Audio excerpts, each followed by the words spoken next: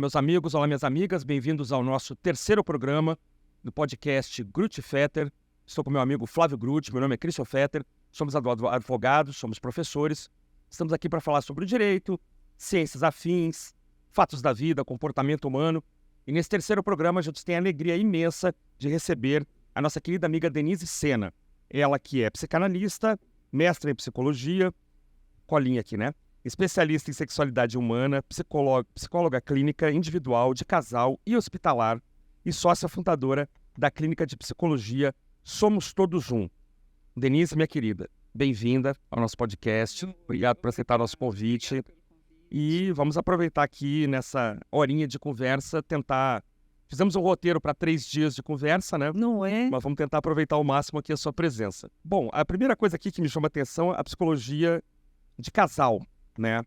Você certamente na clínica tem recebido casais, né? Em crise, casais esperando algum tipo de apoio, algum tipo de ajuda. Primeira pergunta, minha primeira curiosidade é qual é a expectativa que eles depositam em você, Denise?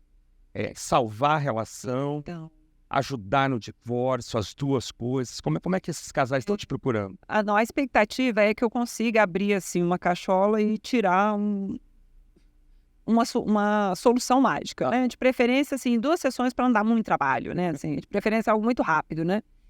E terapia é um tratamento, né? É um processo que acontece. Quando a gente faz com casal e com família, ele é mais breve do que a terapia individual, mas ainda assim leva um tempo para as coisas começarem a aparecer, porque a gente precisa criar o vínculo, a gente precisa ouvir a história do casal. Então, a expectativa que o casal chega é para que a gente resolva isso o quanto antes.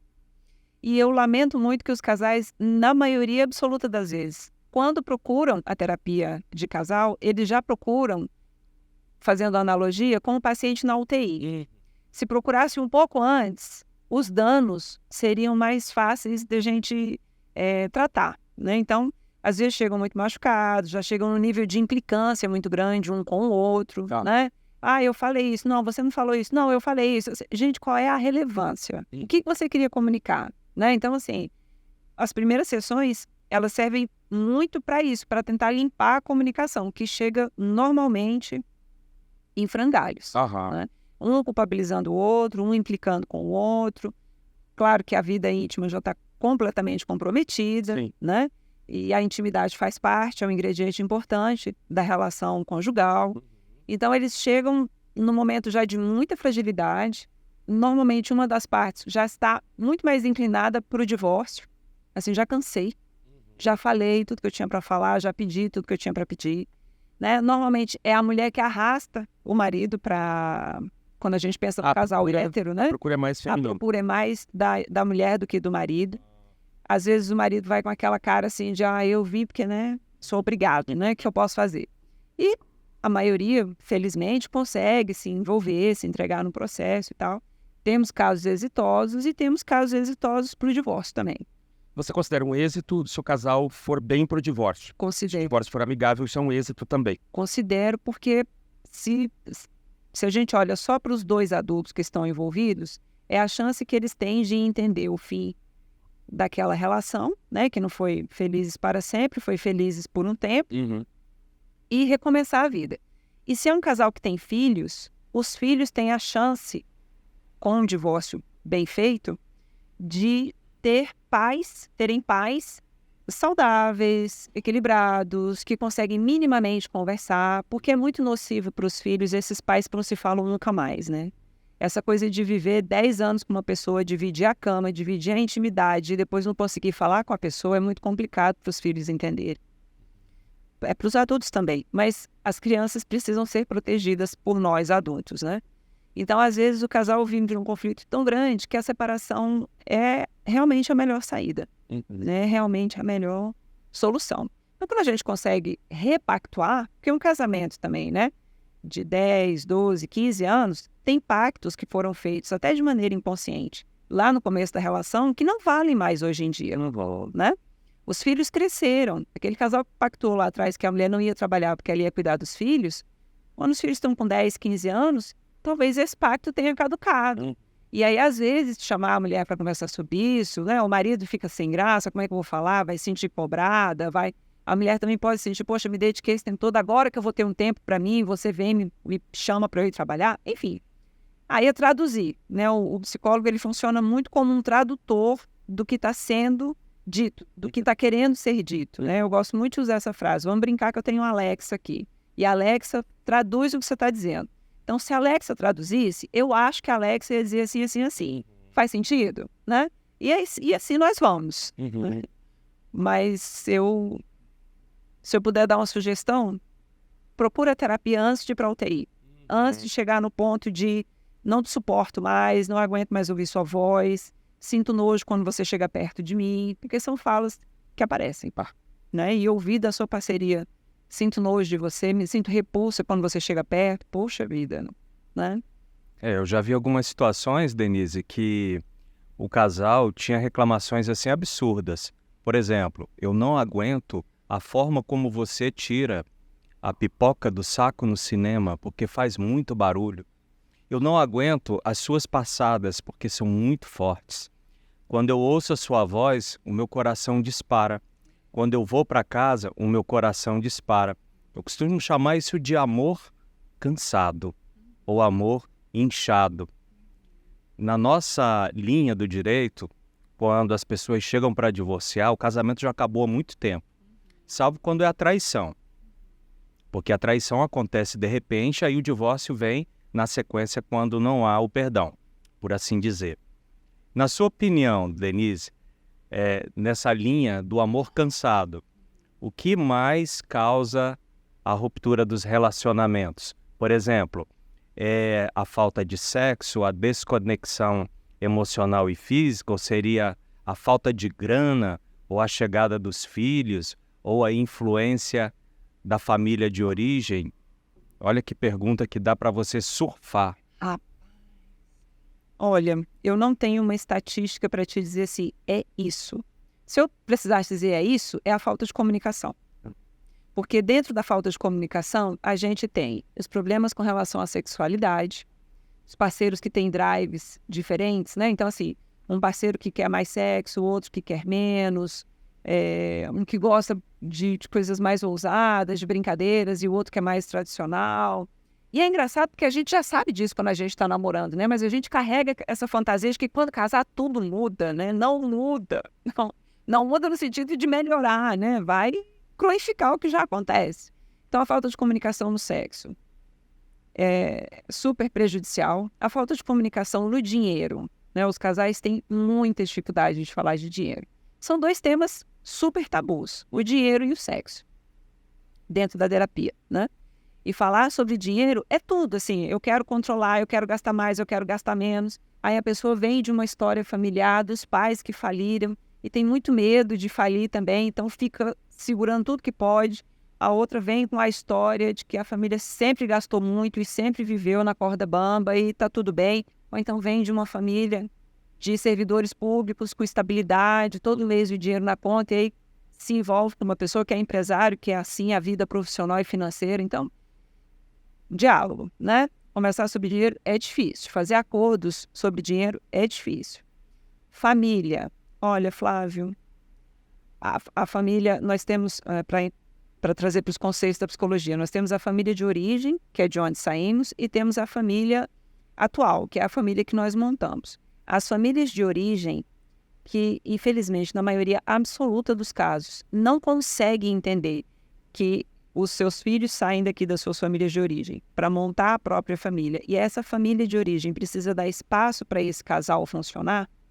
Infelizmente, a maioria das famílias não entende isso, interfere, chama para ficar junto, quer morar perto, quer interferir na rotina do dia a dia da casa, dos filhos, dos netos, enfim. É um super problema, e vira um super problema por quê?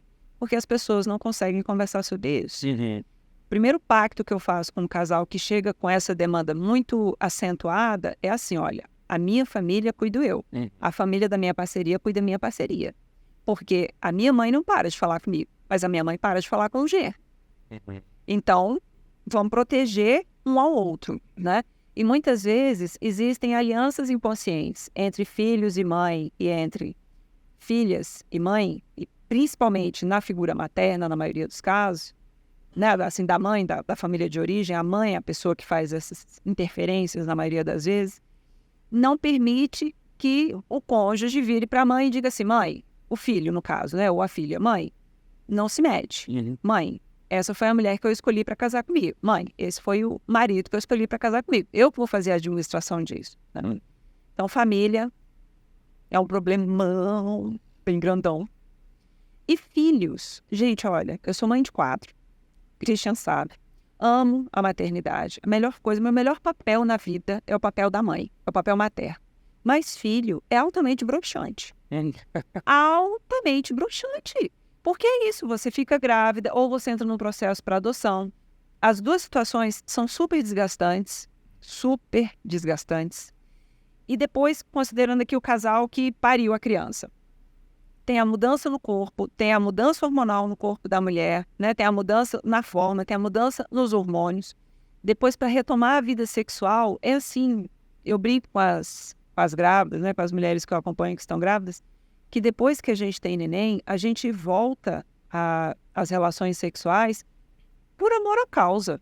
Sabe assim? Você fala, eu já tô aqui, bora, né? Vai dizer, nossa, uau, que vontade. A mulher vai sentir isso lá com 8, 9 meses depois que ela teve neném. E aí os maridos escutam isso e falam, meu Deus, como é que vai ser isso, né? Então, essa parceria... 9 meses depois? 9 meses, 8, tô achando pouco. Pois é. Eu acho que é mais, viu? 9 anos, 8 anos. Não, eu tô pensando só quimicamente, né? Ela tá considerando o restante. Então, assim, a falta de comunicação, né? Do meu bem, olha só, o neném tá bem, tá tudo tranquilo, vamos deixar com a sua mãe, vamos deixar com a minha, vamos deixar com a babá. Aqui em Brasília também tem muitos casais que têm esse problema de não ter rede de apoio, né? Porque são concursados, que vêm, essa missão de fora. Vamos contratar uma babá, vamos construir nossa rede de apoio, né? E o casal se perde, porque a maternidade e a paternidade, né, a parentalidade, ela é muito envolvente. Ela é um trocinho desse tamanhozinho assim, que envolve todo mundo da família, né?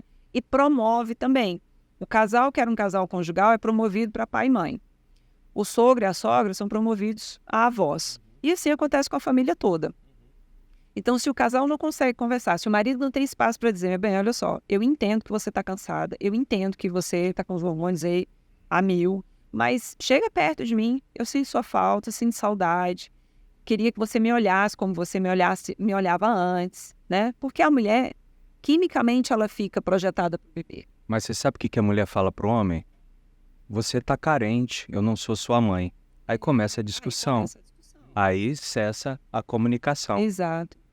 E a generosidade, né, Flávio? Assim, a generosidade no casal é um ingrediente básico para que as coisas possam fluir, né? Então, a empatia, a generosidade, se colocar um pouco no lugar do outro é muito importante. Eu atendi um casal. Então, motivos são muitos, Flávio, que eu não consigo te dizer um específico, mas a falta de comunicação, sem sombra de dúvida, é onde tudo começa. E eu atendi um casal que chegou com a seguinte demanda. A mulher falou assim, olha, eu não aguento mais esse casamento. Ele é muito egoísta. Depois que a gente teve filho, eu conheci uma parte dele que eu não conhecia. E a queixa era, a gente tem uma planilha de Excel que fica na porta do quarto do bebê e a gente escreve nessa planilha quem foi a última pessoa que pegou o bebê. E eu venho olhando essa planilha, eu venho estudando essa planilha, tem muito mais meu nome do que o nome dele. Que ponto, hein? Quantos meses tem um bebê? 3 meses. 3? 3 meses. Quem está de licença maternidade? Ah, mas é um absurdo, porque eu passo o dia com ele. Eu falei assim, olha, eu entendo o seu nível de cansaço, mas vamos lá, ele sai para trabalhar, ele é a fonte de renda da casa e você está de licença maternidade. A licença maternidade não é férias. A licença maternidade é para você cuidar do bebê. Então, assim, você não está trabalhando, você tem uma empregada que cuida das coisas da casa, você tem que cuidar do bebê.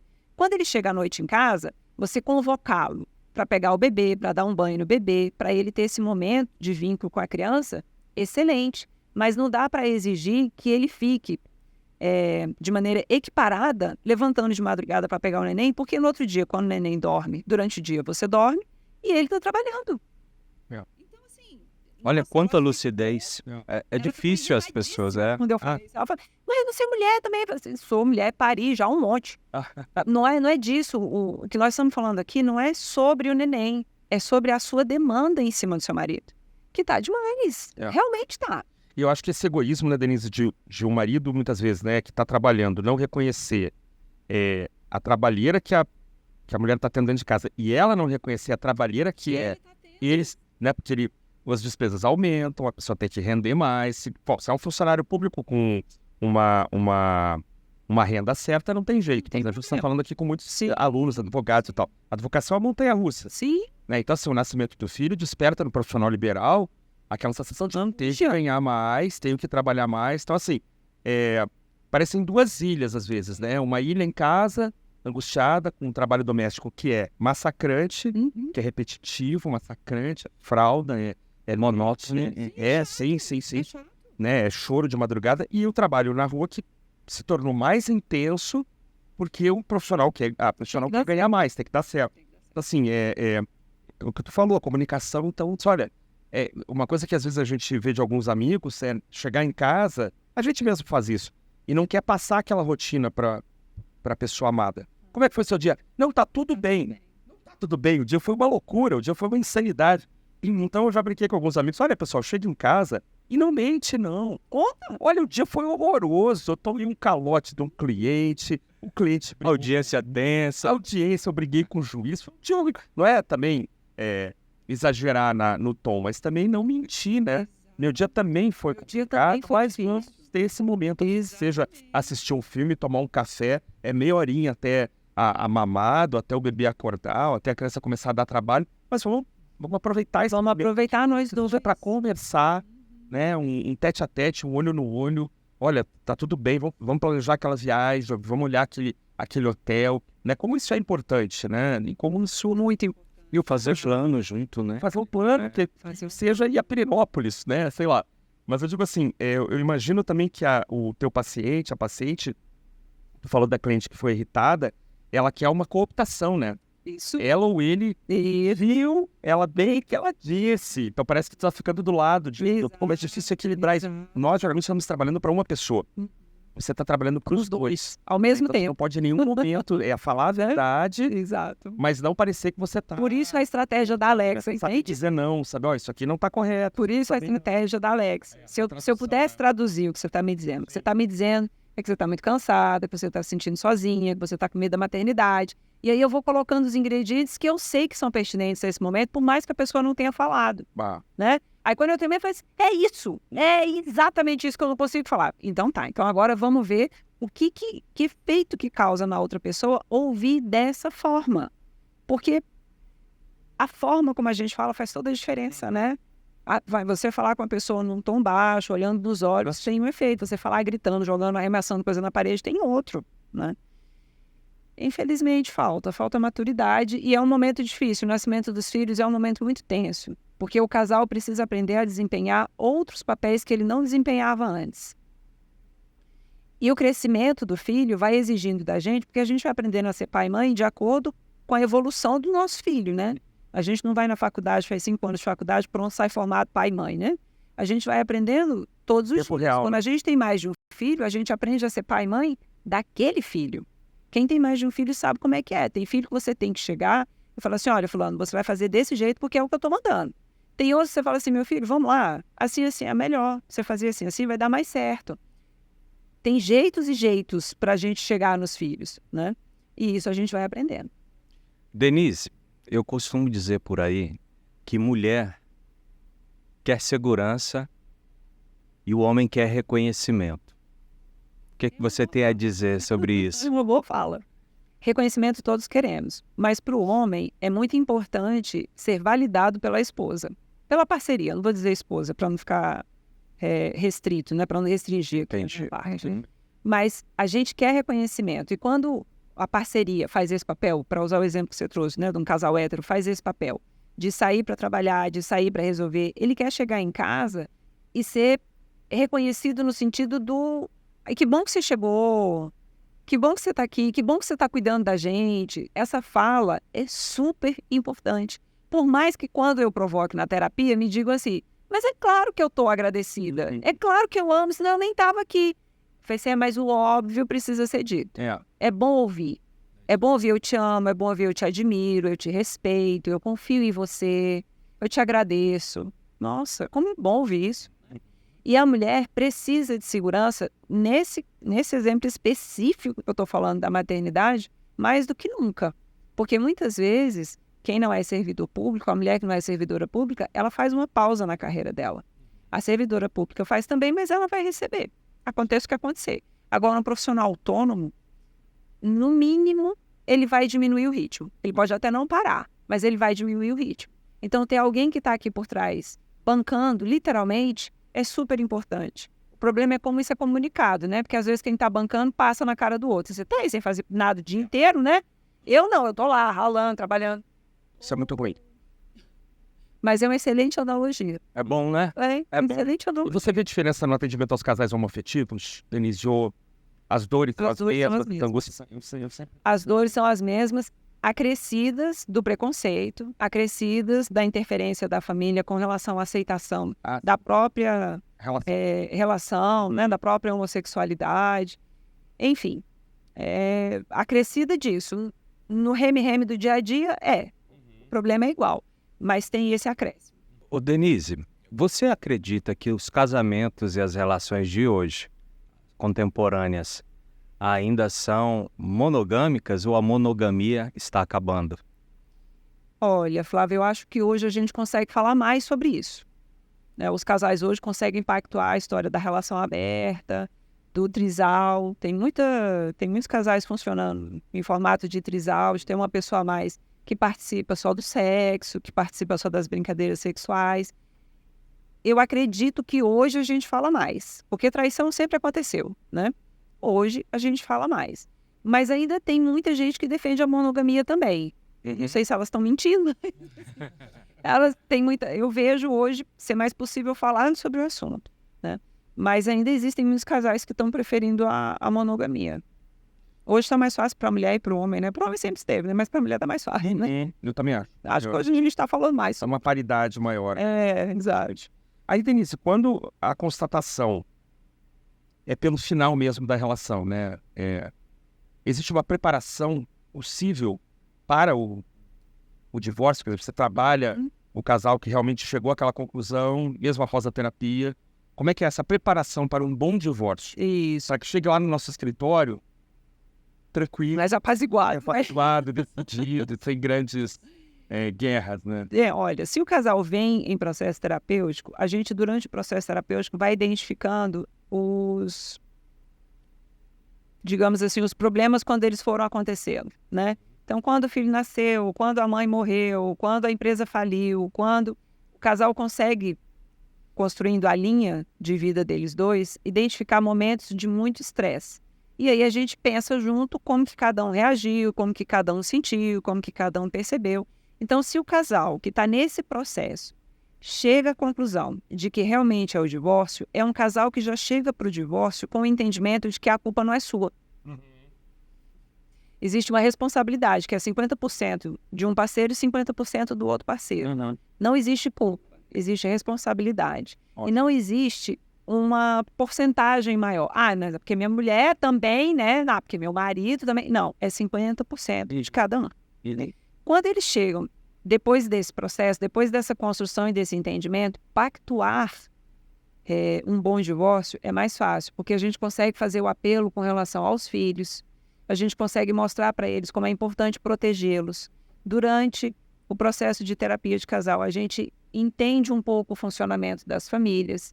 Então, não raro, vem de famílias onde houve o divórcio não foi bom.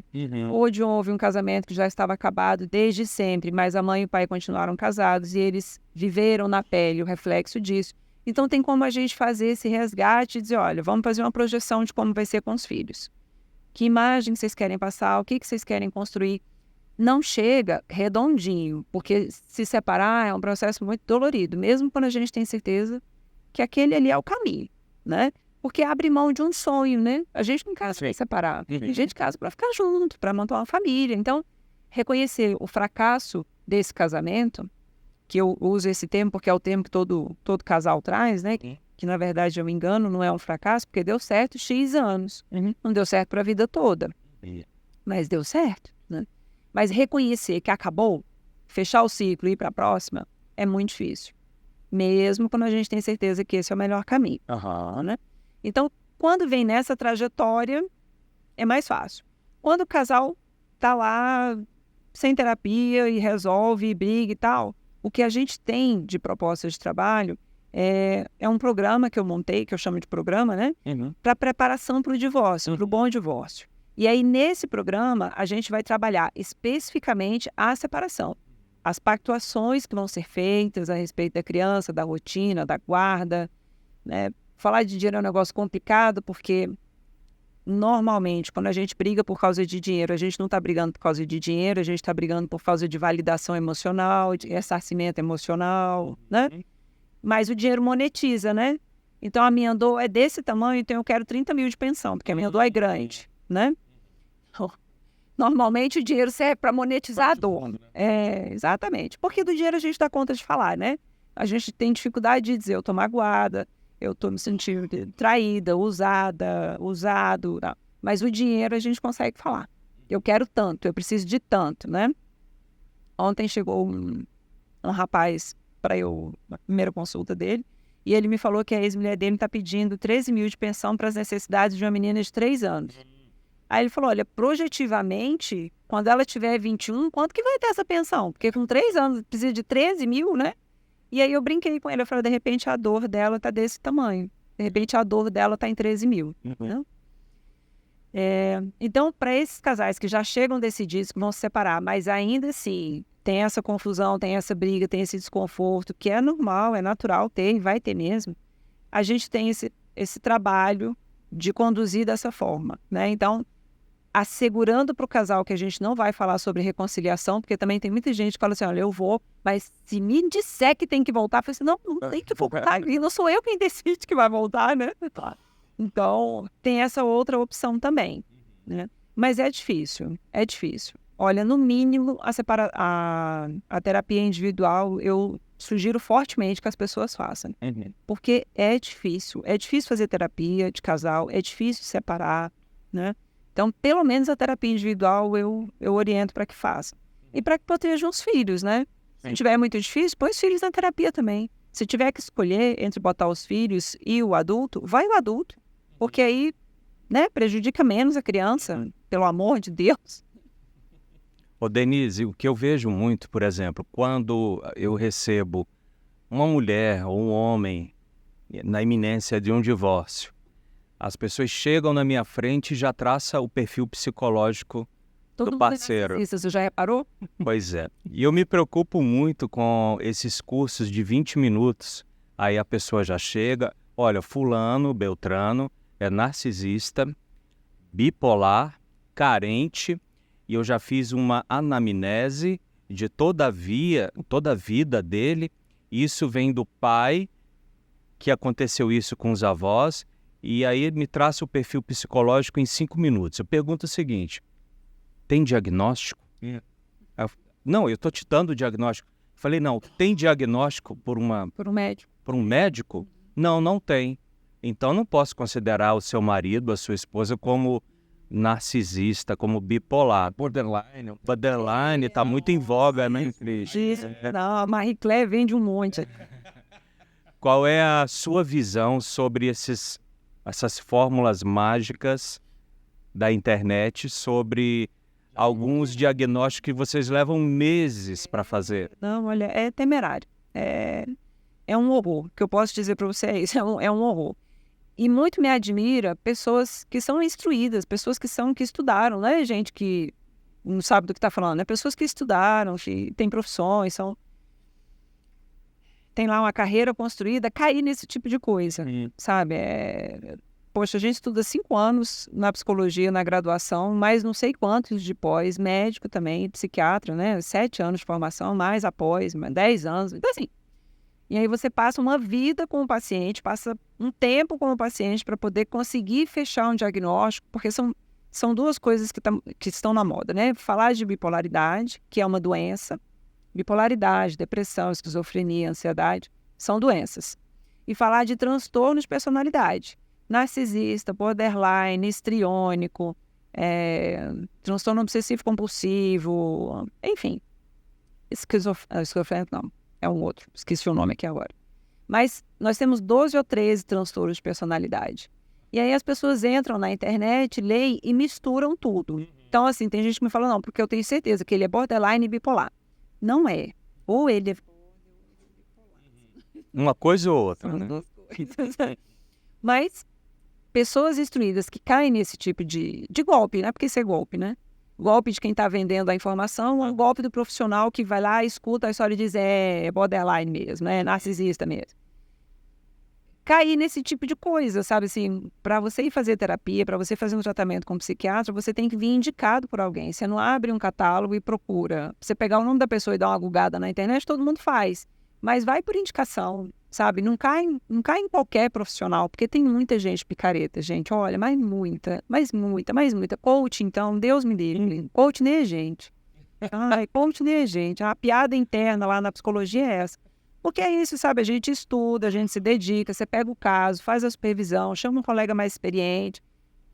Aí vai um cara lá e fala, o problema é esse. Não, não é. E se for? Sabe, e se você descobre que você é casado com um narcisista e tem uma história de 10 anos com essa pessoa? E aí? Sabe? Ele não vai ser mais narcisista porque você se separou. Ele vai continuar sendo narcisista que ele foi a vida toda. E você já sabe lidar com isso. Ter a informação, ter a confirmação técnica de que a pessoa é narcisista, ajuda você a entender as reações da pessoa. Ok, isso é legal. Mas isso é feito por um profissional. E como profissional, afirmo para você que a gente não tem como dizer que uma pessoa é narcisista, borderline ou qualquer transtorno de personalidade sem, no mínimo, 8 meses acompanhando essa pessoa. Até porque quem é narcisista não chega na primeira sessão e te olha e fala assim, olha, eu sou narcisista, tá? Claro. Às vezes ele não sabe o que é, né? Ele não sabe o que é. Você vai perceber na troca, você vai perceber no vínculo, você vai perceber como a pessoa te trata. E aí você pontua, ela conta as histórias dela, ela marca a sessão e desmarca, ela controla a sessão, ela quer... Você vai pegando o comportamento da pessoa e vai estudando ele, né? Então, menos de 8 meses é picaretagem. Da revista, então, da internet, então, nossa. Ô, Denise, e as disputas por guarda, como é que vocês trabalham a questão da... Enfim, aquela coisa, fui eu que pari, então ele é meu, ou então ela é louca, ela não tem condição, ele tem que ficar comigo, é meu filho, meu. Esses pronomes possessivos aí. O filho fica no meio, né? É. A criancinha, coitadinha, fica ali no meio. O filho, né? Às vezes não é tão criancinha assim, Tem fica um trabalho sobre isso, né, Denise? Isso. O livro aqui, ó, que eu trouxe para mostrar para o nosso público, que é Os Juízes de Família, a Guarda Compartilhada, escrito pela Denise e pela Maria Aparecida, que eu tive a honra de prefaciar. Prefácio é minha. Não é uma parte do livro, não, brincadeira. Este lindo trabalho aqui, essa linda capa. Aqui é um trabalho que foi feito com o juiz. Isso, é o resultado do meu mestrado, esse livro, né? Mas e as partes, né? Como é que... A defesa que a gente tem feito atualmente é caminhar junto com a lei, que é defender a guarda compartilhada, né? Então, a primeira fala que é feita é que a guarda é compartilhada. A não ser que aconteça algo extraordinário, e quem vai julgar isso é o juiz, não sou eu, a gente vai caminhando com a guarda compartilhada. Mas ela sempre foi, né? Mas agora está institucionalizada. Claro, exatamente. Né? Agora tem alguém que diz, uma lei, número de lei que diz que né? E eu tento trabalhar principalmente com as mães, e realmente na minha experiência, né, no meu universo, que é pequeno, né, das pacientes que eu atendo, eu tento trabalhar com elas que, se ela não permitir, o pai não tem como ser pai. Se ela invalidar esse pai o tempo todo, tem muito pai que é safado mesmo. Mas tem outros que não são. Não dá para colocar todo mundo no mesmo balaio. Assim como tem mães que não são um abrastempo, né? Sem dúvida. Então, assim, eu tento trabalhar principalmente com as mulheres que esse pai tem direito, e aí, no meu entendimento, a guarda compartilhada vem para institucionalizar isso. Esse homem tem direito de participar. Ele não tem só dever de pagar. Ele tem o direito, né, de decidir junto à escola, de decidir junto o médico que vai, de decidir junto às rotinas, teve uma que falou isso pra mim, mas toda vez que ela dorme na casa do pai, ela vai com o cabelo todo bagunçado no outro dia. Sim. Eu falei, a criança vai ter que lidar com esse pai que ela tem. Sim. Que não sabe fazer Maria Chiquinha, não. Sim. Eu não sei fazer. E é isso, né? E ele faz outras coisas que você também não faz. Então, trazer esse entendimento de que o pai pode ser pai sem a mãe estar mediando é o mais difícil de convencer, é o mais difícil de fazer entender. Porque a mãe, no dia a dia ali da família, cuida muito das rotinas, e aí hashtag fica a dica, né? A gente pode construir junto essas coisas desde sempre, não precisa ser só quando separa. Fica com medo da criança passar fome. Ah, mas a minha filha hoje almoçou, sei lá, biscoito recheado. Olha, chama, conversa, pactua, explica, né? Constrói uma rotina. Mas aí, normalmente, o que atrapalha, né, Christian? A mágoa. Né? Não vou falar nunca mais, porque ele já está com outra pessoa, porque aquela vaca vai cuidar da minha filha. Ele está bloqueado no meu celular. Ele está bloqueado no meu celular. Então, assim, se os adultos se comportassem como adultos, daria muito mais certo. A separação, o próprio casamento, né? Mas, às vezes, tem a apresentação de uma pessoa de 40 anos e a mentalidade de uma de 7. Aí fica difícil, né? Porque o menino de 7 é birrento, quer fazer só as vontades dele, não suporta ser frustrado, não consegue negociar. Então, se os adultos se comportarem como adultos, fica tudo mais fácil. Denise, olha o que tem acontecido muito no escritório. Vamos lá, imaginar uma família que tenha 3, 4 filhos.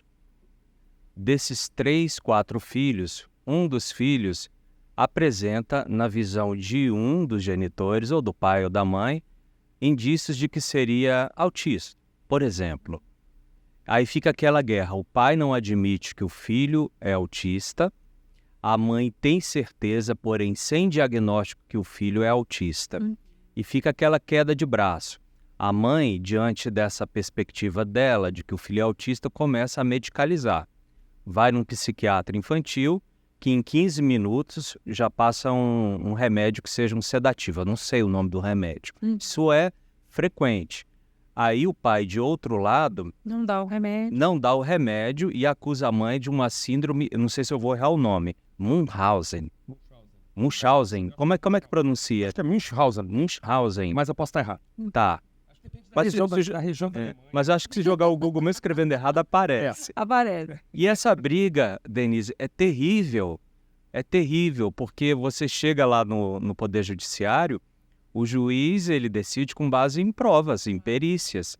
Aí um quer pagar a perícia, outro não quer pagar a perícia. Tem um estudo psicossocial com uma equipe multidisciplinar dos tribunais que é extremamente rápido. Ou seja, tem uma entrevista com a criança, uma com o pai, outra com a mãe, coisa de 20 minutos, não mais do que isso, e já sai um laudo. Por outro lado, eu sei que vocês, profissionais, para atestar uma doença, ou melhor, uma síndrome, né? Me corrija, leva meses. Como que a gente resolve isso? Como que a psicologia resolve isso? Essa demanda tem batido a porta do seu consultório? Tem, e o diagnóstico está muito na moda falar de autismo, né? E eu uso esse termo, até de alguma maneira pejorativo, de estar muito na moda, porque autistas sempre existiram, né? Mas hoje a gente tem ferramentas para identificar isso mais cedo, para trazer mais qualidade de vida para as pessoas, o quanto antes. Semanas atrás, uma atriz se descobriu autista, com o diagnóstico de autismo, porque estava acompanhando a filha que é autista, e aí começou a ver na filha coisas que ela vivia quando criança. E é uma atriz profissional estabelecida no mercado, casou, teve filho, né? Enfim, a vida seguiu. Ela não sabia que ela era autista. E como esse caso, tem vários, né? Então, hoje em dia, está muito na moda falar de autismo. E o que eu oriento, Flávio, é que os pais procurem fazer a validação com um profissional sério. Fazer uma análise com um profissional sério. Quem é esse profissional? É um neuropsicólogo. Depois que passa pelo neuropsicólogo, que faz testes, que acompanha em várias sessões, não é feita em uma sessão, muito menos de 20 minutos, né? São várias sessões, testes são aplicados, a observação clínica é feita, a reunião com os pais, né, a devolutiva com os pais é feita, aí a gente faz um diagnóstico. Depois do diagnóstico do neuropsicólogo, a gente avalia a ida para um psiquiatra. Porque tem graus de autismo. Tem autistas que precisam ser fortemente medicados. Tem autistas que não, que precisam de um tratamento com uma TO, com uma fono, com uma psicóloga, para poder se adaptar. Né? Porque eles têm questões auditivas, questões sensoriais, não conseguem botar o pé, tem seletividade alimentícia, enfim. Então, tem adaptações que podem ser feitas. E, de fato, quando uma criança é autista, um autismo mais grave, e não é tratada, ela sofre muito. Então, se tem uma fala de uma mãe, eu acho que meu filho é autista, a minha primeira orientação para o pai e para a mãe é de vamos fazer uma avaliação.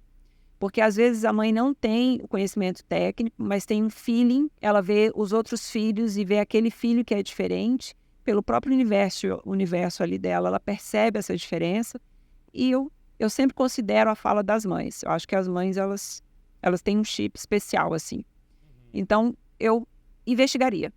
No mínimo, eu investigaria. Eu pediria uma avaliação técnica, aí com um profissional indicado por outra pessoa, né, de confiança. Não é pegar alguém, o teste que tem na internet. Porque é isso, os testes que são sérios, só profissionais cadastrados podem ter acesso. Então, a professora da escola que falou, ela disse, mas a tia lá da escola falou que acha que é. A tia está só falando. A tia não tem técnica nenhuma para dizer que é, porque ela não é neuropsicóloga. Se ela fosse neuropsicóloga, ela não era tia da escola, ela era neuropsicóloga da escola. Uhum. E mesmo a psicóloga da escola. Na escola, a gente não tem como fazer um tratamento clínico. Então, a gente precisa de teste, precisa de um lugar seguro, que a criança se sente à vontade, que é criado um vínculo. Enfim, a minha orientação é para que seja feita uma avaliação técnica. Eu concordo com o juiz quando ele diz que ele só aceita se vier de um técnico. Porque é isso. No autismo é uma das questões, né? Você tem o TDA, o TDAH, aí tem pais e mães achando também que os filhos têm altas habilidades, os filhos superdotados. Mal sabem que existem diferenças entre uma coisa e outra, né? Então a gente também sempre orienta a trazer uma próxima. Porque às vezes eu vi num processo recente em que o primeiro estudo foi inconclusivo. Não é possível precisar que essa criança de 5 anos tenha essa condição. E isso virou um cavalo de batalha. Quer dizer, de um lado a mãe alegando que a criança tem esse problema, do outro o pai dizendo que isso é só para aumentar os alimentos. Ela está fazendo só para comprar remédio e Pois é, a pensão ficar amplificada. Para a criança, se for necessário, ok, mas se não... Entende? De novo, a gente volta lá para a historinha. Se os adultos se comportassem como adultos. Mas, às vezes, o dinheiro é a maneira de atacar o outro, é a maneira de... Ou de manter o vínculo, né? A briga continuar... É sempre uma forma de manter o vínculo. Sempre, sempre. Quem quer acabar, resolve e vai embora. As algemas do ódio, não é? Exatamente. Uns 20 anos atrás, Denise e Flávio, eu tive um caso em que a gente foi para a audiência, eu estava pela mulher, o marido chegou e falou, eu concordo com tudo, estava ainda perante o juiz, não existia ainda Sejusc ou Nuvimec, enfim. O senhor concorda então com a pensão? Concordo. O senhor concorda com a... Não, tá bom, assim, aguardo, convívio. Bom, então eu vou sentenciar. A mulher falou assim, não, mas espera aí um pouquinho. Como assim? Como assim? Não, acabou, fulana, tá? Não, mas eu não quero que acabe, acabou, foi muito rápido. Olha, eu tive problemas depois, ela ficar me ligando. Não, mas o que você pode fazer para... Não tem mais o que fazer, você concordou com tudo. Não, então eu quero mais. Quer dizer, eu não quero acabar o vínculo. Exatamente. A gente fica vinculado, nem que seja pelo ódio. Eu falei com ela, falei, olha, tá me parecendo que você quer... Não, aí ficou ofendida, brigou comigo, então não brigou mais, mas assim, ela queria arrumar um jeito. Não, mas não tem aí um dano moral, parece que já tem um supermercado, né? Tem um dano moral aqui, um negócio ali que eu posso pegar. Nada na prateleira pra suavizar minha dor, né? Olha, há 15 anos atrás ele brigou comigo, assim, eu não posso entrar ainda com uma ação criminal. Não pode, não tem mais. Maria da Penha. E infelizmente nós temos profissionais que adoram isso, né? Dentro da advocacia, até imagino que dentro da clínica também. Não, fica aqui comigo, não dá alta nunca, ou não sai nunca do escritório. Ou faz a manutenção do caos, né, Cristian? Tem gente tem profissionais e pacientes que não querem se tratar, que querem só fazer a manutenção da neurose ali, né? E fica naquele reme-reme, não vai nem para frente nem para trás. Para os profissionais pouco sérios, é bom, porque é um paciente que está ali pagando, você não tem muito trabalho, né? Porque não vai render nada mesmo.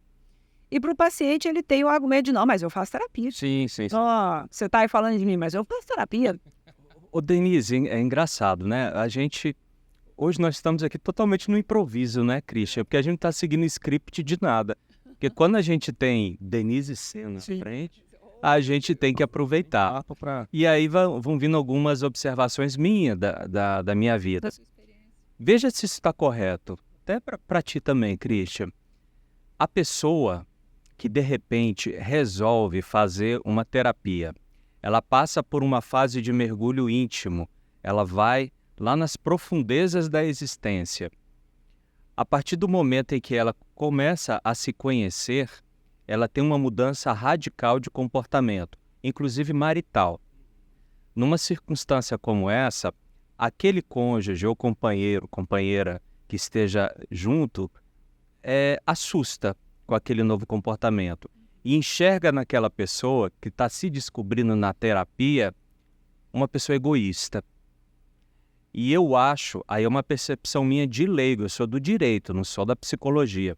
Eu acho que a pessoa que mergulha numa terapia, eu já fiz. A melhor coisa da minha vida, 23 sessões que me fizeram dar um cavalo de pau na minha vida há uns 6 anos atrás.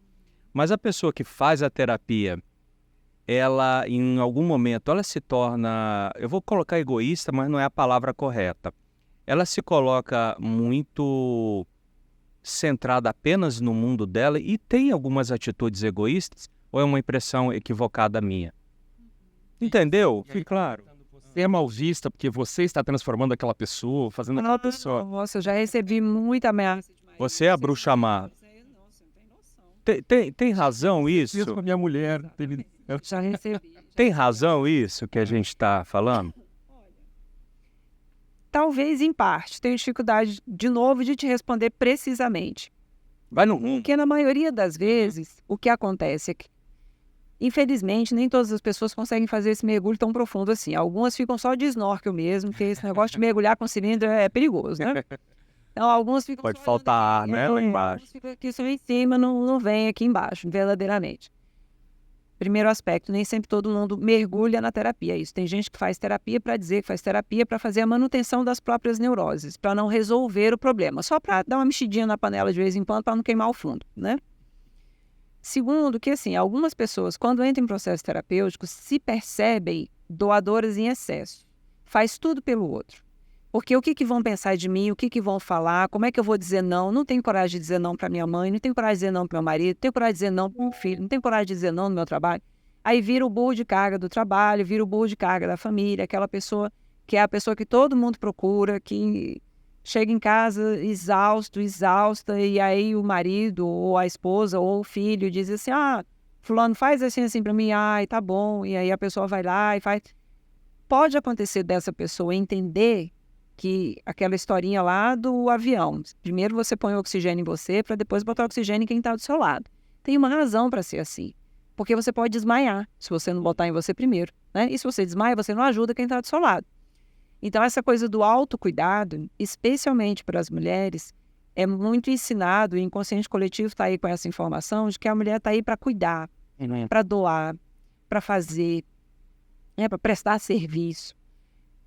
Pode ser que essa pessoa olhe para si e diga assim, não, agora, farinha pouca, meu pirão primeiro, né? Vou cuidar aqui de mim. E para quem está perto, causa desconforto. Uma pessoa que está sempre disponível para mim, que sempre faz o que eu quero, que sempre me diz o sim, começa a dizer não, isso aí, o que está acontecendo? Aquela palhaça daquela psicóloga lá que você está indo, né? Então, de maridos eu não recebi não, mas de ex-marido eu já recebi. Ah, sim. Que a culpa é minha. A culpa do divórcio foi sua. Né? O casamento acabou e a culpa é minha, né? Gente, pensa se eu tivesse esse poder na mão, Christian. Eu não ia mexer com casamento alheio, né? Eu ia mexer essa magia toda em outros lugares, né? Eu não ia ser no casamento alheio.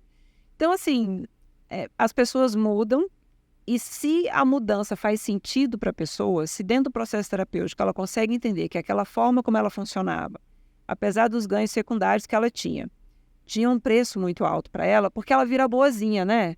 Nossa, fulano é ótimo. Gente, fulana, ela está sempre disponível, ela sempre ajuda, ela sempre tem uma palavra, ela sempre...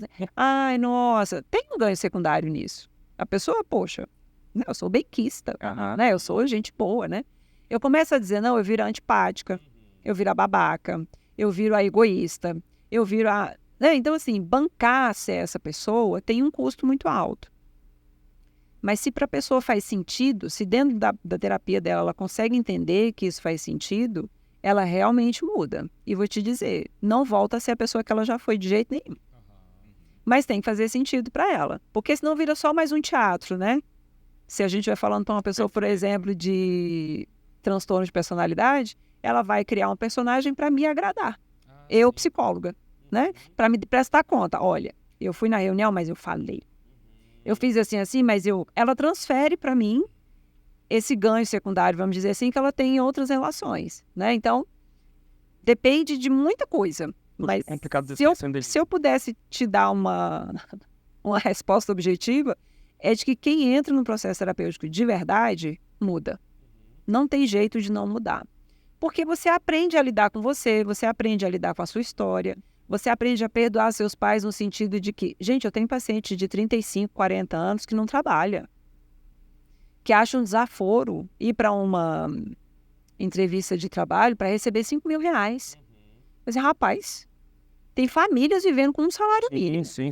Sabe? Ah, mas e o tanto que eu estudei? Mas e o tanto que eu não sei o quê, né? Não, minha mãe tem a obrigação de me sustentar. Mas, olha, É inacreditável. pai e mãe sustentam, porque estão aí, né? Pai e mãe estão aí, vão sustentar. Para sempre. Mas assim, e você? Né? Cadê seu desejo? Cadê a sua força de vida, de vínculo, Foi para onde isso, né? Então, você aprende a entender que a responsabilidade da sua vida é sua, não é do outro, né? Ah, mas é porque meu marido faz isso e me implica e me provoca. Qual é a sua participação nisso? O que você alimenta? Por que te incomoda tanto? Não está no seu marido, não está fora, está dentro, né? Então, esse processo realmente é um processo que empodera, ao mesmo tempo que cobra preços, né? Ora, se a responsabilidade é minha, não é da minha mãe, eu aqui com 35, 40 anos, não é responsabilidade da minha mãe, e agora? Quem que eu vou culpar? O marido ou a esposa. No caso, nem é casada, não. Ô, Denise, tudo que você está falando nos leva para um outro campo que a gente queria tratar também hoje, está tudo relacionado, né? Que é a questão da frustração. Né? Então, essa pessoa que se descobre, digamos aí, um tanto inútil ou um tanto culpada do próprio destino, ou responsável pela situação na qual ela se encontra, muitas vezes se sente frustrada. Né? O final do relacionamento também pode trazer isso, a depressão, enfim. E aí a frustração, a gente sabe, pode levar a ideações, por exemplo, suicidas. Um dos campos do teu estudo é o suicídio também, inclusive não posso deixar de falar, logicamente. Mostra aí para a câmera. Trabalho, né, também aqui coordenado pela Denise, pela Maria Aparecida Peço, é o suicídio visto pelas diferentes áreas do conhecimento, do qual eu tive a honra imensa de participar com um capítulo aqui para a editora Paco, os dois são da editora Paco, né? Ele de novo? Ele de novo? Você vê? Onipresente. Christian, todas. Aí, Denise, a gente deixou para o final até para falar sobre isso, que é o assunto mais pesado de todos, claro, mas é necessário, né? Então, isso chega para ti também. Né? A gente está num contexto pós-pandêmico, né, em que as pessoas se viram sem trabalho, se viram descobrindo crises familiares ali que até então estavam encobertas por um manto ali de conveniências, né? Então, de repente, eu tenho visto muito isso. Gente falando sozinha na rua, um consumo maior de álcool, um consumo maior de tabaco, né? Tá tudo muito over, assim, né? Antidepressivo, sim, perfeito. Ou então festas infinitas, um comportamento hedonista que não tem fim. Não tem fim. Isso tá tudo lá também. Na segunda de manhã tá todo mundo lá na clínica, né? E aí, você tem visto um aumento das ideações, desses casos, como tratar isso, quão complicado deve ser, eu não consigo nem imaginar. Me conta aí. Eita, bora. Olha, eu entendo, na minha percepção, até no artigo que a gente escreveu, a pandemia, ela trouxe aqui para fora a questão da saúde mental de uma maneira que a gente não consegue mais negar a existência dela. A saúde mental está aí, a gente tem que cuidar. Problemas de depressão e de ansiedade estão aí, podem acometer qualquer pessoa, de qualquer idade, de qualquer classe social, né? Acho que eu já comentei com você, Christian, fazendo fofoca, que a gente já recebeu crianças de 7 anos tomando 2 tipos de ansiolíticos diferentes, né? E por que uma criança de 7 anos está tendo crise de pânico? O que está acontecendo? Né? O que nós, enquanto sociedade, estamos vivendo que estamos proporcionando isso? Minha preocupação aos 7 anos era andar de bicicleta. Né? O maior problema que eu tinha era quando eu caí e machucava o joelho. Então, assim, uma criança de 7 anos com crise de ansiedade, tem alguma coisa acontecendo. E aí, só isso já dá um programa. Eu vou focar aqui no suicídio, tá? Então, a pandemia trouxe essa realidade. E cada vez mais, por entender que é um adoecimento, a depressão e a ansiedade, a gente, infelizmente ou felizmente, teve sim um aumento de uso de medicação, por exemplo, de psicotrópicos, né? Mas eu sou da linha da psicologia, diferente de alguns colegas, e eu tenho o entendimento de que a depressão e a ansiedade, elas podem chegar no ponto que elas precisam sim de medicação, tá? Dentro do DSM-5, que é o norteador do nosso trabalho, né? É classificada a ansiedade e a depressão em leve, moderado e grave. Então, ninguém começa com ideação suicida. Ninguém começa com crise de pânico. Você tem um adoecimento que vai crescendo e você não percebe que ele está crescendo. Porque quando a gente faz check-up, não tem lá um marcador que diz, a ansiedade cresceu do ano passado para esse tanto. A depressão cresceu do ano passado para esse tanto. Nenhum exame de imagem que mostre, tá aqui a depressão, olha só ela aqui, né? Não tem. Então, a gente tem dificuldade de validar esse adoecimento. Teve uma paciente que, algum tempo atrás, fez um tratamento de câncer, que comentou isso comigo. Ela falou assim, olha, tratar o câncer foi fichinha. O problema é tratar a depressão que eu tenho, porque ninguém acredita. Você imagina que loucura que é uma pessoa falar um negócio desse, né? Então, pensando nessa classificação do adoecimento, né, do leve, do moderado e do grave, a ideação suicida está no grave. A ideação suicida é sintoma de uma depressão grave não tratada. Então, a ideação suicida não é frescura, não é falta de Deus, não é preguiça, não é chantagem, não é ideação suicida, é sintoma, assim como febre é sintoma de infecção. Ideação suicida é sintoma de depressão grave não tratada. Pode ser uma depressão unipolar, pode ser uma depressão bipolar, pode ser uma depressão pós-parto, não interessa o tipo da depressão. Mas a depressão é a doença de base, né? E nesses casos, Christian e Flávio, a gente precisa tratar sim com medicação e a gente precisa observar. Eu gosto muito de falar para pais a respeito dos adolescentes, orientando no seguinte aspecto. É comum na adolescência alguma depressão e alguma ansiedade. Por quê? Porque a gente tem muitas mudanças acontecendo naquela pessoa. Mudanças químicas, físicas, emocionais, sociais, tudo acontece ali junto ao mesmo tempo e agora, da puberdade até o final da adolescência. Então, é um período sensível para a pessoa. O que os pais podem fazer? Observar como aquela pessoa se relaciona. Esse adolescente que troca o dia pela noite, todos os dias. Esse adolescente que não tem vínculos com outros adolescentes, que acha mais interessante ficar trancado no quarto lendo ou jogando videogame do que ter uma vida social. Que se corta, que está sempre de camiseta de manga comprida, gola alta, calça, né? A gente está aqui em Brasília no calor infernal, o menino está sempre de manga comprida, sempre de calça. Tem alguma coisa acontecendo com aquele cara, tá? E aí a gente olha o quê? O corpo. Chega no final de semana, chama seu filho para ir andar de bicicleta, põe um biquíni, põe uma sunga, vamos tomar um sol. Olha o corpo. Adolescente se corta no braço, na barriga e na coxa. Olha, e é comum deles? Muito mais do que a gente imagina, Flávio. Muito mais do que a gente imagina. E a automutilação, ela tem formas para aparecer. Uma delas é essa concreta, de se cortar. Sim. E é importante também esclarecer que quando a pessoa se corta, ela se corta porque a dor que ela está sentindo aqui dentro é tão grande. Quando ela passa o estilete aqui, ela vê o sangue, ela vê a dor, isso aqui dói mais, traz alívio para cá. Olha só. É muito sofrido. É muito sofrido. Então, olhem o corpo dos filhos de vocês. E se tiver, Denise, eu vi, tem uns riscos assim, pergunte. Meu filho, o que está acontecendo? O que é isso no seu braço? Ah, não, pai, não é nada não. Não é nada não. O que é? Eu estou preocupado, deixa eu ver. Conversa comigo. E chama, né? E pergunta mesmo. E diz que você está lá, né? Um outro aspecto que precisa ser observado é a alimentação.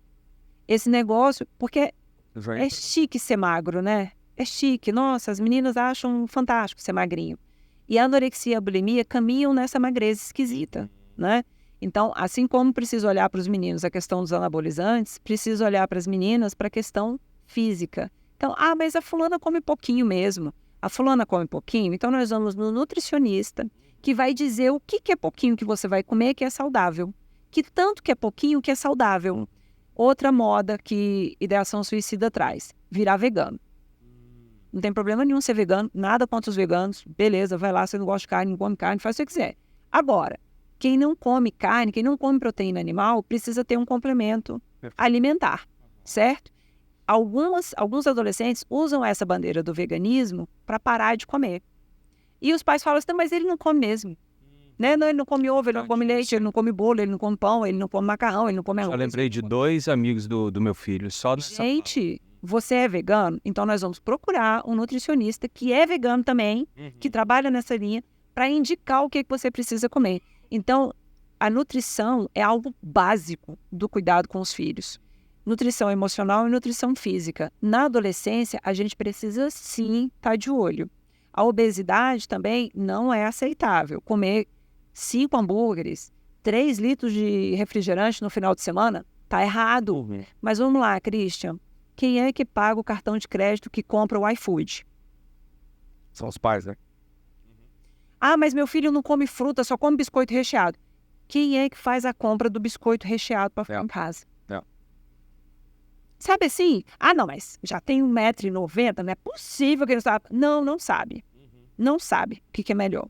O cérebro se desenvolve da vida intrauterina até os 25 anos. Seu filho de 12, 13, 14 está chegando na metade. Então, ele não está lá pleno da consciência o que ele tem que fazer. Você que tem 40, tá. Mas a gente ouve muito, né, dele? Não, mas já é um homem. Já é uma mulher feia, tem Não barba. é. Tem barba. Não tem barba porque o hormônio está agindo. Entendeu? O cérebro não está pronto. Então, ter o entendimento de que o filho... Deus me livre, eu morro de medo. Nossa, quando eu falo assim, nossa, eu nem me preocupo. Ou então, fulaninho se comporta tão bem, não me dá trabalho nenhum. Eu falo, pronto, tá aí. Vai ter um problema de saúde. Uma criança que não dá trabalho nenhum... Perfeita, né? Não dá trabalho nenhum. Essa criança está em profundo sofrimento. Ela quer ser adequada o tempo todo, ela quer ser admirada o tempo todo, ela quer ser validada o tempo todo. Tem alguma coisa errada. E vai ser um adulto problema. Nossa Senhora. Se chegar à idade... Tem risco de não chegar na idade adulta. Se chegar lá. O Christian, Denise, eu nos últimos 4, 5 anos, eu perdi 3 amigos de suicídio. 2 enforcamentos e 1 pulou do 11º andar de um hotel aqui em Brasília. Então, um deles eu tive um contato 3 meses antes. Encontrei ele na escada de um tribunal e falei com amigos em comum. Fulano tá estranho, eu fiz a maior festa quando encontrei. Ele me tratou formalmente como se não me conhecesse. Ah, o fulano tá depressivo. Passaram-se 3 meses, aí veio a notícia. As pessoas acham que depressão é frescura. É verdade. Acham que depressão é frescura e para os homens, Flávio, é mais grave ainda. Porque a mulher tem a fama, né? Assim, ela dá chilique, ela tem TPM, é doida mesmo. Imagina, não notei isso, tu já notou É isso. sensível demais, chora o tempo todo. Não é? A mulher, ela é autorizada a sentir, a flutuar emocionalmente. Tem um alvará, né? Ela tem um Chora, homem não chora. Homem que homem não chora.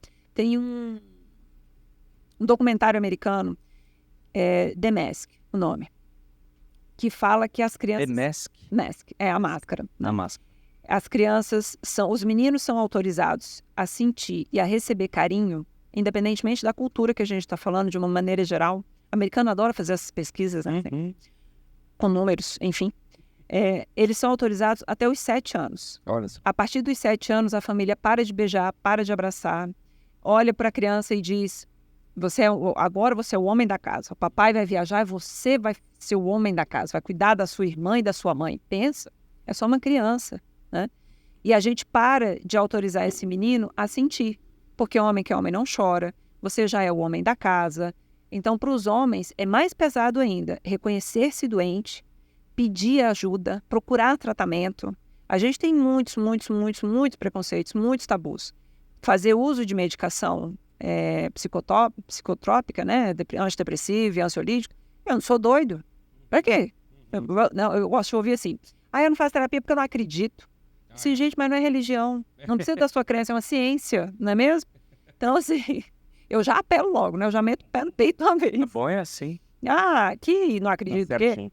Mas o homem procura menos ajuda, né? No meu pequeno universo lá da clínica, eu tenho 70% de pacientes mulheres e 30% homens. Então, assim, eu estou fazendo terapia, mas minha mulher não sabe, mas ninguém pode saber. Mas tem que ser naqueles horários, assim, 7 da manhã e 8 da noite. Meio clandestino. Exato. É quase que entra escondido, assim, né? Porque como é que eu vou... O homem tá indo cometer um crime, vão né? descobrir que eu estou fazendo terapia, né? Você já pensou que Impacto desonra? até no trabalho, entre os amigos. Se souberem, né? Se souberem. Que coisa, hein? Então, os homens sofrem muito. Alcoolismo é um sintoma fortíssimo de depressão. E ninguém fala disso.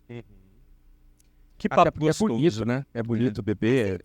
Né? É aceito. melhor dizendo, é aceito, né? Socialmente. É. Vai numa festa e não fica com um copo na mão pra você ver. Ah, não acredito que você não vai beber. Ah, não. Frescura, pô. Bebe aí, vamos brindar. Ah, mas eu não bebo, né? E eu ouço isso. Eu o tempo todo eu brinco com o Flávio. Tem uma frase do Charles Baudelaire, né? Que ele falava que eu não podia confiar num homem que não bebia, né? Mas isso é de 200 anos, sei lá, 100, 200 anos atrás, então tudo bem. Mas O Flávio entende o que eu tô falando. Você tem que Flávio, explicar o outro tempo dia- todo, né? Não é possível, se você não vai acredito. beber Nem um golinho. nem um golinho. Bebe aí pra brincar comigo. Brincadeira lá no escritório. Cristian, eu fiquei tão feliz, tomei um chopp inteiro. Teve um dia um momento bom. Coração, E eu consigo. E assim, eu não consigo. Eu consigo tomar. Ele vai dormir. Acabou. Tome e vai dormir. Acabou o homem. Né? Acabou o homem. E foi tudinho. Foi uma comemoração. E aquilo foi, assim, uma glória. Mas Mas depois, Cristian, consegui tomar um chopp. Falei, olha, aí eu começo. Você vê? Tu toma 2, 8. Mas é isso. papo gostoso, né? Christian? Terminamos, assim, a primeira rodada de conversa com a Denise, né? A Denise tem conversa. Você sabia que eu fiz vestibular para Direito e para Psicologia? Eu sou apaixonado pela psicologia. Aí- sempre há tempo, Flávio. Não há mais tempo. Eu tenho mais passado do que futuro. Não, eu tenho mais passado do Você que sai da futuro. conversa dessas animado, né? Sai. Eu leio muito a respeito. Eu É gosto uma muito. delícia. Eu sou suspeitíssima pra falar. Amo. Foi muito bom. E, infelizmente, a gente tem que terminar. Temos um tempinho, você já está pré-convidada para momentos futuros, né? Bora. Um prazer. Contatos, seus contatos. É verdade, Denise. Tá. Sua As clínica, suas redes sociais. nossas- A nossa clínica é a Somos Todos Um, é a clínica de psicologia e psiquiatria. E a nossa rede social no YouTube, no Instagram. Somos site, todos um. Somos Todos Um. É um pool de psicólogos? Como funciona? Isso. Tem todas as Tem todas as especialidades. especialidades, né? Nós temos uma equipe com 7 psicólogas e uma psiquiatra. É uma clínica muito bonita, eu já fui lá. Obrigada, obrigada. Então, assim, a gente atende criança, adolescente, adulto, casais, famílias, idosos. Felizmente, as famílias estão entendendo que os idosos precisam de apoio e de suporte terapêutico, né? E temos a nossa psiquiatra que atende adolescentes e adultos. Né? Crianças a gente encaminha para outros colegas, a gente não trabalha com criança, avaliação de criança. E todas as redes sociais, Instagram, YouTube, e-mail, site, é tudo @ST1 Saúde, numeral 1 Saúde, né? ST1 Saúde. Muito bem. Beleza. Muito bem. Prazer. Puxa vida, gente. Então, estivemos aqui no nosso terceiro programa do podcast Gruttifetter, com a nossa querida amiga, essa pessoa maravilhosa que é a Denise Sena, que vai voltar outras vezes, é inevitável. Né? Ela puxou um assunto aqui do idoso, do envelhecimento, isso vai ficar para uma próxima. Né? Vocês fiquem de olho aí no nosso programa, nas atualizações, siga o canal, clique no sininho, aquelas coisas todas, compartilhe. Né? E a gente vai estar aqui em breve com o nosso programa número 4 e os programas vindouros. Denise, muito obrigado. Muito obrigada, que bom. E até a próxima, pessoal. Obrigado. E Flávio, parabéns. Belo programa, mais uma vez. Parabéns isso aí. para você, parabéns para nós. Para nós. Bem. Obrigado, Paulo. Muito bem. Tudo certo? Fechou? O Paulo disse que ele está super feliz com esse programa, que ele está aprendendo um monte de coisa aqui também. Nossa, que beleza. A gente não pode olhar muito, mas tem hora que o Paulo está assim. Sorvendo ali conhecimento, viu?